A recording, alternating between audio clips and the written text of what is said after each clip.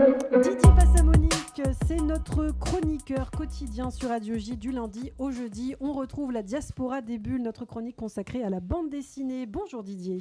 Bonjour Ilana. Toujours bonjour, en studio. Kéliane. Et oui, Bonjour, Kéliane qui Ilana. est avec nous également. Kéliane Nguyen, secrétaire de la rédaction du site Actua BD qui vous accompagne aujourd'hui. Didier, très belle chemise blanche en tout cas. Ben oui, il faut être blanc. Il faut être beau pour être dans les studios de Radio J. Il faut être blanc et hétérosexuel aujourd'hui. Alors Didier, aujourd'hui vous nous parlez de la fin de cycle de la série Les Trois Fantômes de Tesla. C'est pas comme la voiture, hein. Non, on ne parle pas ici de la voiture électrique, hein, mais de son inspirateur en fait.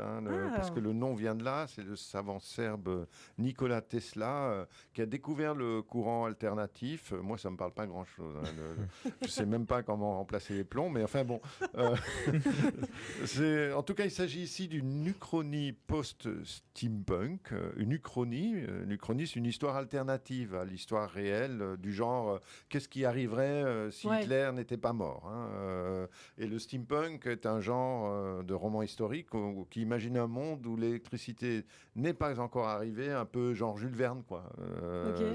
Et le post-steampunk, on imagine un monde où l'électricité n'en est qu'à ses débuts. Voilà un peu le décor. C'est signé par le vibrionnant Marazzano et dessiné par le somptueux Guilhem dans une atmosphère digne de la guerre des mondes.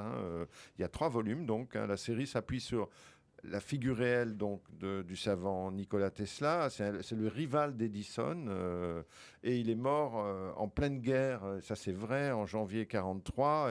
Et il a laissé une image de lui un peu fantasque. Et donc, ce sont donc ces mânes qui sont appelés à la rescousse alors que le monde est vraiment secoué. En fait, les Japonais et les Allemands sont en train de réussir leur coup.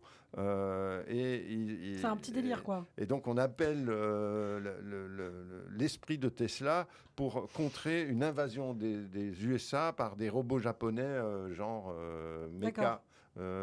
Donc, un joyeux et somptueux délire. Alors, on est en pleine guerre, mais c'est pas celle qu'on connaît vraiment, en fait, hein, Didier.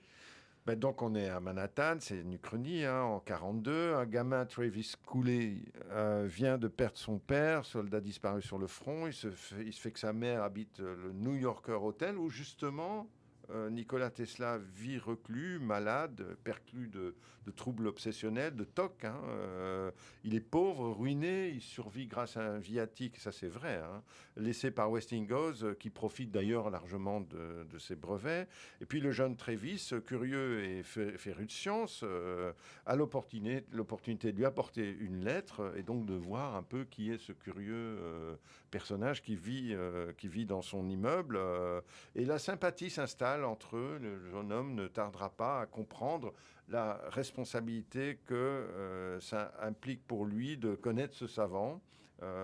Et donc autour d'eux, la guerre se répand tout doucement, répand sa rumeur jusqu'à devenir concrète et menaçante.